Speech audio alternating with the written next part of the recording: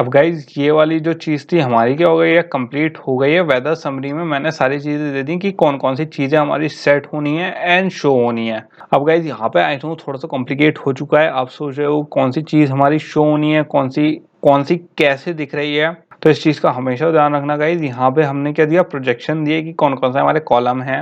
उन प्रोजेक्शन की जो इंडेक्स वैल्यूज हैं वो दे दी, इंडाइसेस वैल्यू, इसे बेसिकली क्या कहते हैं, इंडाइसेस वैल्यू सेट करना। ओके, यहाँ पे हमने वो करा है। उसके बाद जो हमारा अडेप्टर है, एंड इस चीज़ का हमेशा ध्यान रखना गाइज, जो अडेप्टर होता है वो बेसिकली उसका एट द एंड हमारा उसका काम क्या होता है कि वो डेटा रीड करता है किसी एक डेटा सोर्स से, एंड दूसरा का काम क्या होता है उसे सिंक करके शो करवाना। अब सिंक करके शो करवाना काम अडेप्टर का नहीं होता, सॉरी, अडेप्टर का सिंपल काम होता है डेटा सोर्स से लेना और उसे बाइंड करना किससे, यूआई से। अब उस पर वो फंक्शनैलिटी कौन प्रोवाइड कर रहा है, सिंकिंग की, वो डिपेंड करता है आप क्या यूज कर रहे हो। यहाँ पे हम क्योंकि कर्सर लोडर यूज कर रहे हैं तो इसीलिए मैंने यहाँ पे कर्सर का यूज कर रहा हूँ किस पे, बाइंड व्यू होल्डर पे, पोजीशन से related. And I know guys, अब भी अगर किसी को यहाँ पे कंफ्यूजन हो रहा है तो बहुत मुश्किल है, क्योंकि मैंने बहुत डिटेल में बताया कि पोजीशन पे, क्योंकि इससे पहले भी जो हमने बाइंड व्यू होल्डर पे पोजीशन सेट करी थी एंड कैसे डेटा ले रहा है, मैंने वो भी बहुत डिटेल में बताया था आपको कि इसके बिहाइंड द सीन्स वर्क कैसे कर रहा है पोजीशन लेके।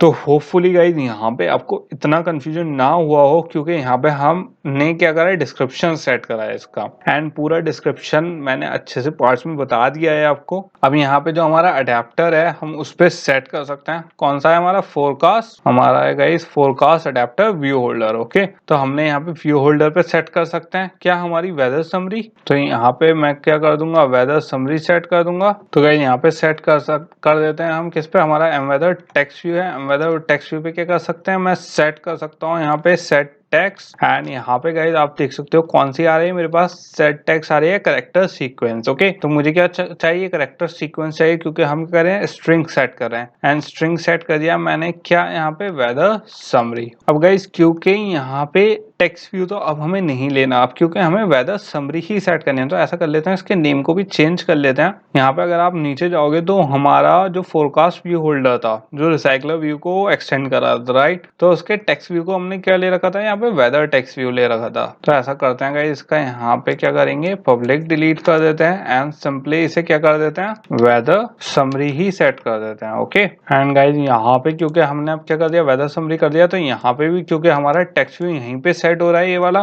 तो यहाँ पे भी क्या कर सकते हैं, अपना वेदर समरी सेट कर सकता हूँ मैं। तो यहाँ पे भी वेदर समरी, अब जो हमारा टेक्स्ट व्यू है गाइस वो कौन सा है, वेदर समरी है। ओके, तो यहाँ पे ऊपर है हमें जो एरर आ रही है, अब यहाँ पे भी क्या कर सकता हूँ मैं, हमारा वेदर समरी। ये गाइस बेसिकली मैंने क्यों करी है, ताकि हमें कंफ्यूजन ना हो कि कहाँ पे किस टेक्स्ट व्यू पे, वेदर समरी टेक्स्ट व्यू है तो वेदर समरी पे वेदर समरी ही सेट करी है हमने। ओके, तो यहाँ पे इस चीज पे कंफ्यूजन होने से बचे हमें, इसलिए मैंने यहाँ पे दोबारा से चेंजेस करे हैं। होपफुली आप लोगों को यहाँ पे कंफ्यूजन ना हो कि मैंने यहाँ पे क्या करा है। बेसिकली बस टेक्स्ट व्यू का नाम चेंज कर दिया और कुछ नहीं करा है, जिसमें स्टोर करवा देते टेक्स्ट व्यू का नाम नहीं, रेफरेंस उसकी। एंड एक चीज और गाइस, यहाँ पे तो हमने चेंजेस कर दिए है, राइट। अब क्योंकि यहाँ पे वैसे तो मैंने ये सोचा था बाद में चेंजेस कर लेंगे, बट यहाँ पे ऑलरेडी हमारा क्या है, खुला हुआ है गाइस, तो ये चेंजेस भी हाथों हाथ कर ही लेते हैं। यहाँ पे अगर आप देखो तो हमारा जो ऑन क्लिक हो रहा है, राइट, तो ऑन क्लिक में क्या है गाइस, क्योंकि पहले हम पोजीशन ले रहे थे किसके हिसाब से, जो हमारा वेदर फेच हो रहा था उसके हिसाब से। जैसा आप यहाँ पे देख सकते हो, जो हमारा एम वेदर डेटा है उसके अडेप्टर की पोजीशन के हिसाब से हम यहाँ पे data for the day set कर रहे थे। अब मुझे उस पोजीशन की जरूरत नहीं है, क्योंकि हम यहाँ पे क्या यूज कर रहे हैं, कर्सर यूज कर रहे हैं, कर्सर के हिसाब से पोजीशन सेट कर रहे हैं। तो मेरा ये जो अडेप्टर पोजीशन है, सबसे पहले तो मैं ये डिलीट कर दूंगा, मुझे इसकी जरूरत नहीं है अब। एंड जो हमारा यहाँ पे एम वेदर डेटा है, अब मुझे इसकी भी जरूरत नहीं है। क्यों, क्योंकि जो मेरी वेदर समरी है, अब इस चीज का गाइस ध्यान रखना, जो मेरी वेदर समरी है वो कौन सी सेट हो रही है, जो डेटाबेस से हमारी वैल्यू कॉलम की बेसिस पे आएगी। ओके, तो मुझे वो वेदर समरी सेट करनी है। तो यहाँ पे सिंपल मैं वेदर समरी लेके क्या सेट कर सकता हूँ, जो अपना वेदर है डे का वो सेट कर सकता हूँ। तो यहाँ पे सेट करने के लिए हम क्या करेंगे, गेट टेक्स्ट ले लेंगे। अब गाइस इस चीज पे कंफ्यूज मत होना, जो मैंने अभी कहा है कि हमें सेट करने के लिए गेट लेंगे, वो मैंने इसलिए कहा है कि जो हमें weather for the day set करना था उसके लिए आप सेट करोगे तो आप कोई ना कोई जो उसमें हमारी क्या समरी है, कहीं ना कहीं डेटा लोगे सेट करने के लिए, तो मैं वो कह रहा हूँ। ओके,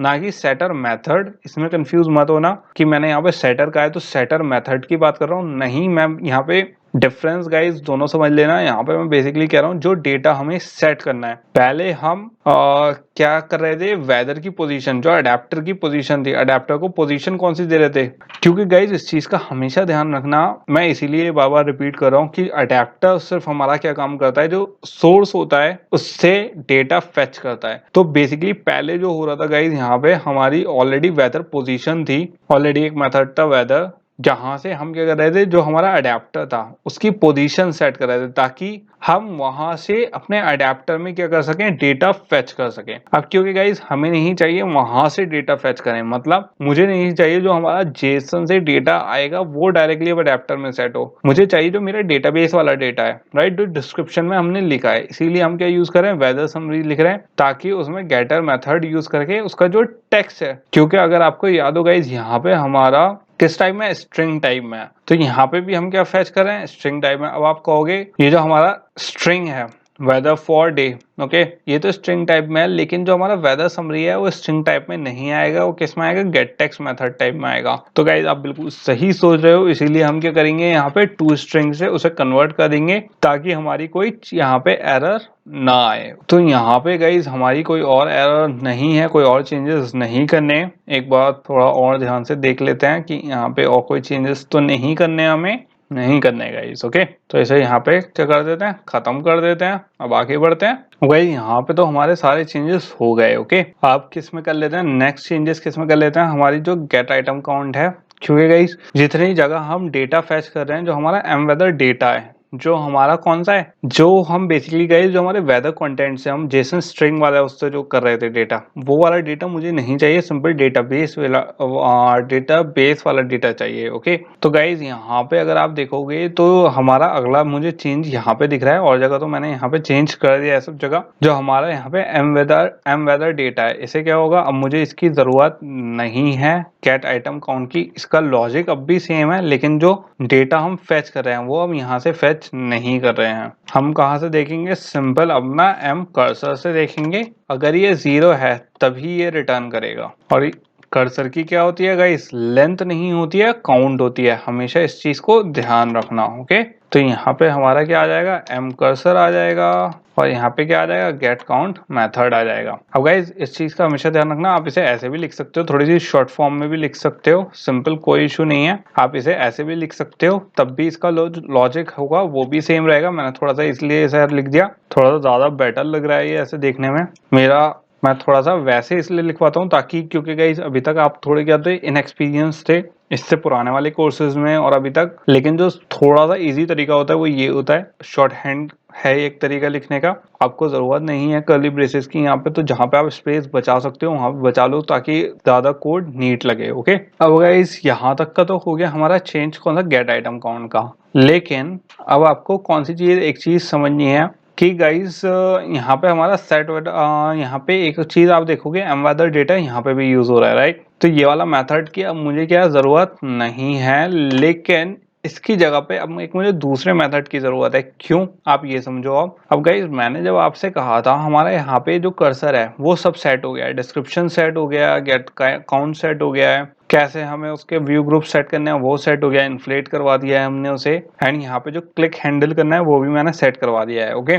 तो गाइज यहाँ पे लगभग 99% हमारा काम हो चुका है। एक आखिरी काम बचा है, लेकिन बहुत इंपॉर्टेंट काम बचा है। वो क्या है, मैंने आपको ऑलरेडी बताया था, क्योंकि जो हमारा कर्सर है वो एसिंक्रोनस अपडेट करता है, नोटिफाई करता है कि ओके कब हमारा जो लोड है वो अपडेट हुआ है या नहीं। अब गाइज जो मैंने आपको बताया था कि जो हमारा कर्सर होता है वो ऑटोमेटिकली डेटा अपडेट